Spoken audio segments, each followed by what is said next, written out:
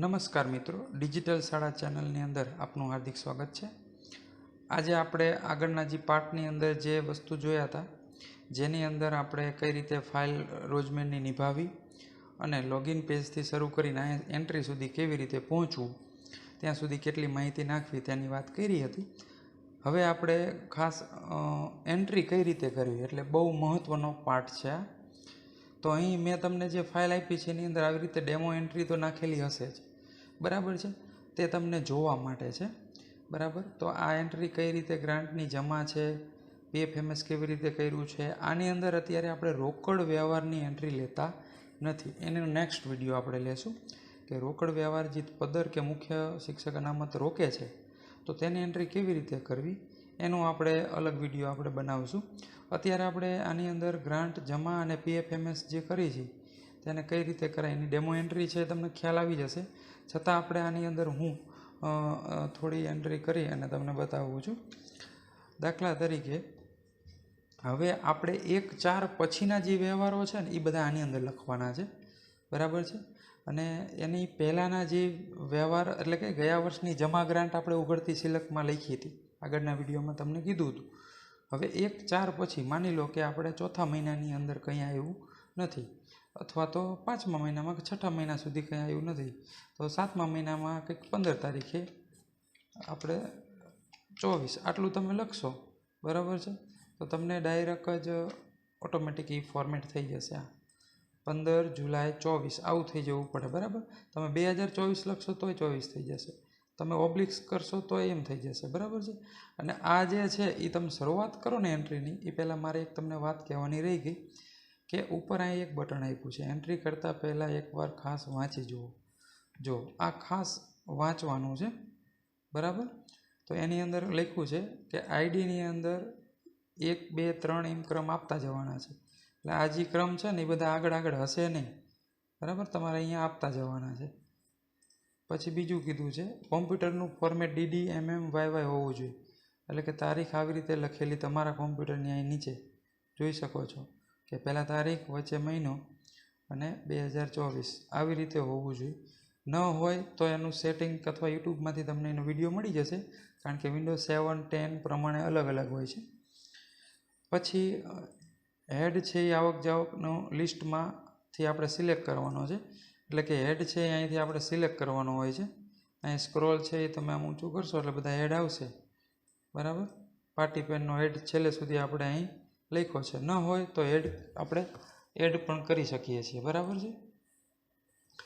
એ પછી અહીં આપણે વિગત એકવાર લખેલી હશે તો ફરીવાર સિલેક્ટમાં આવી જશે, એટલે કે તમે અહીં એક વખત વિગત લખી નાખી હોય, બરાબર, તો પછી અહીં બીજી એન્ટ્રી કરવા જાઓ ત્યારે તમે ખાલી સિલેક્ટ કરી લો તો આમ હાલે, ગ્રાન્ટ જમા, બરાબર છે।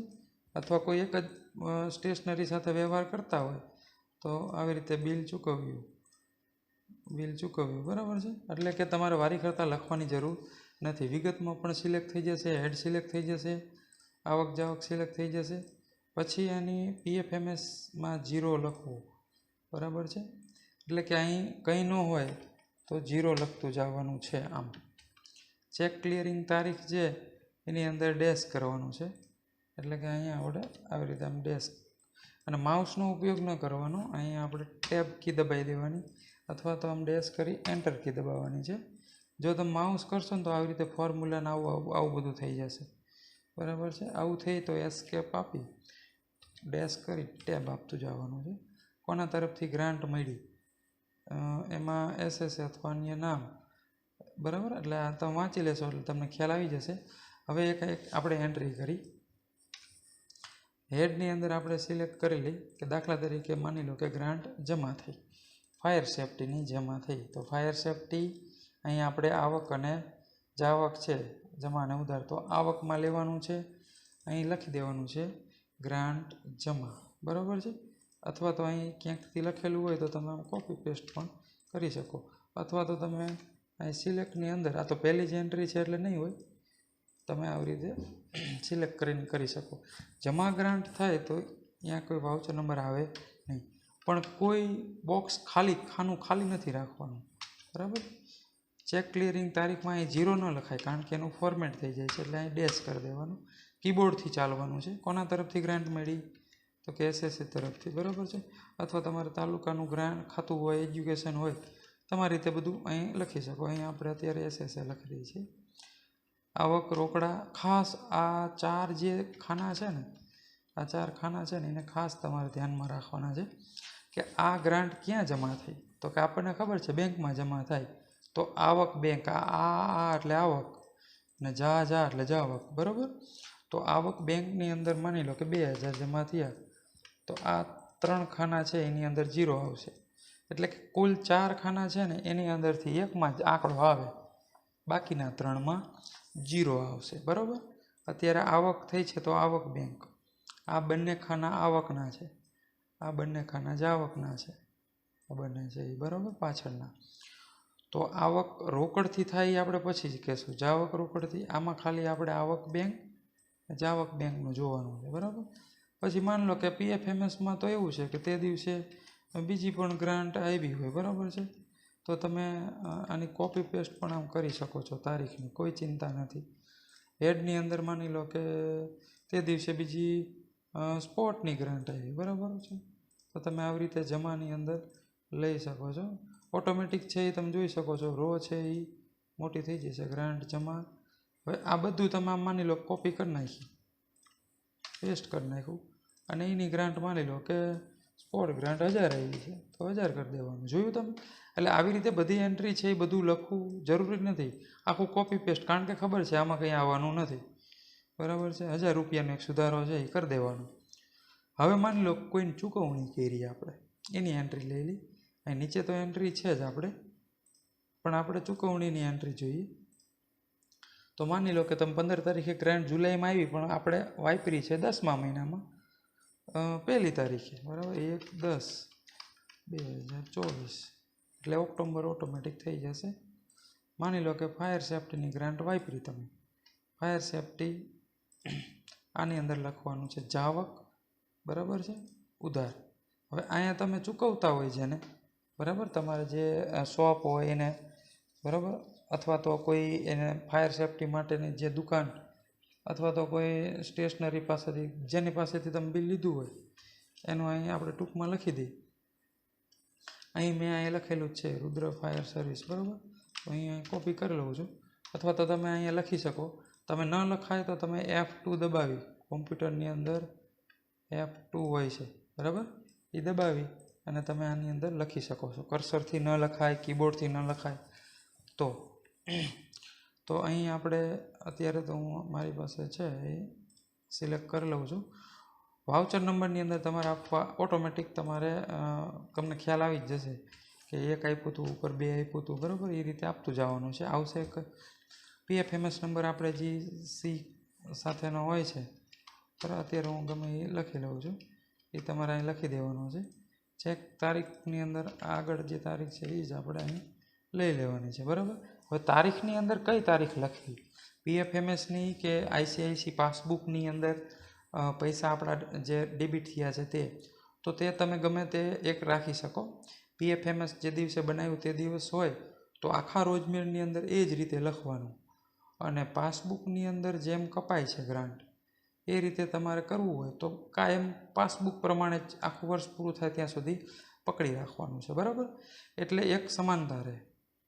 એટલે તારીખનો ખ્યાલ આવી ગયો, પાસબુક પ્રમાણે પણ કરી શકાય છે, અને પીપીએ તમે બનાવો છો હજી એ ચૂકવણું કરો છો ઓનલાઈન, તે દિવસની તારીખ લખો તો પણ ચાલે, પણ આ બે આપણે સેમ રાખીશું.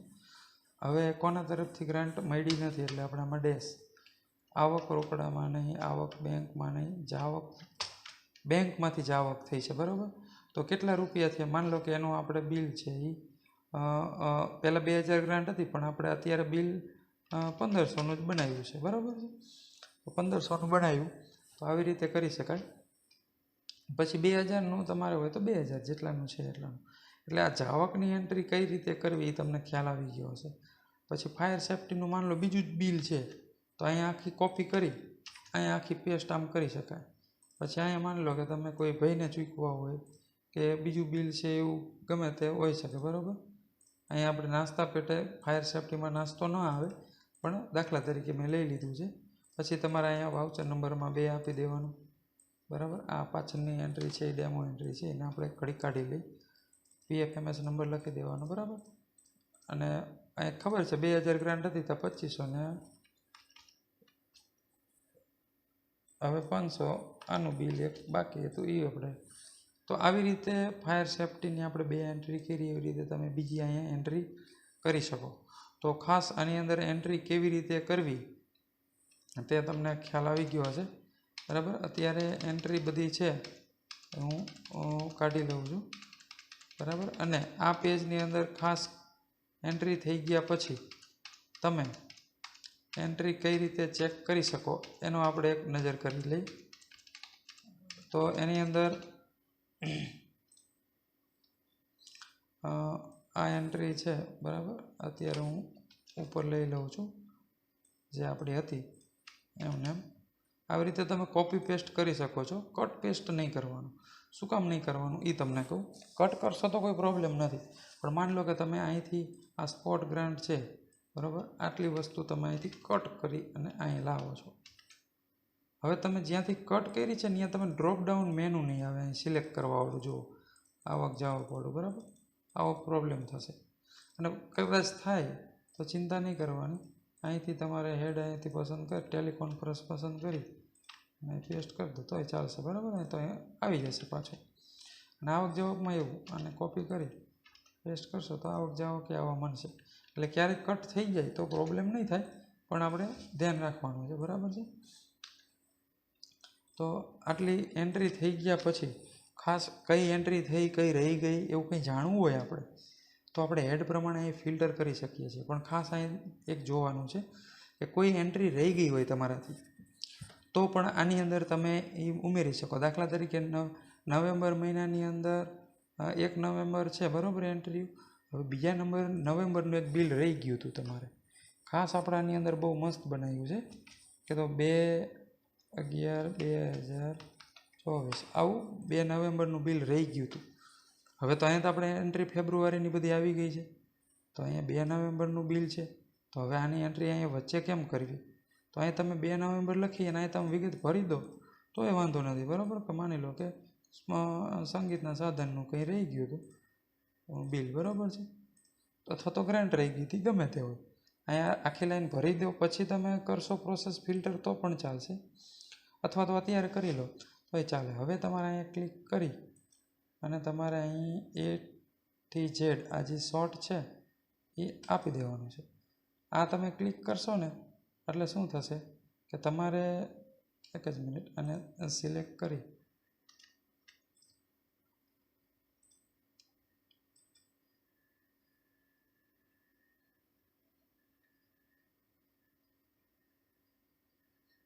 આની અંદર 2023 2023 સંગીતના સાધનો આવી રીતે લખી, અથવા આખી લાઈન લખો અથવા તો એટલું જ લખી અને પછી અહીં તમારે ક્લિક કરવાનું છે અને A to Z આપી દેવાનું આમ.